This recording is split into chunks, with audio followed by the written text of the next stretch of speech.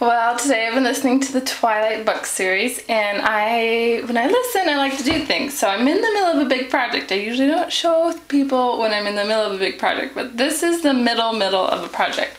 So I have 2 rooms done, and I have a couple more to go. But I wanted to show you. So here is our playroom. I don't remember, or it used to be the guest room, and we used to have the queen bed in here. We've had lots of guests stay. But now, with our big fun play thing, we're having it be a playroom. Which means, here's entering the mess, my life is a big game of Tetris.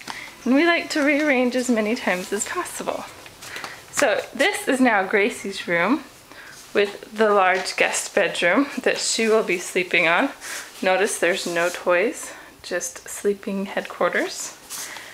And this needs to be organized, which is where I've kind of been dumping everything for organization purposes to go into the playroom, but they're still workable beds for nap time. It is coming to nap time right now. And here are the girls. The house is a little bit crazy, but we're getting ready to lay down. That is the middle of my project.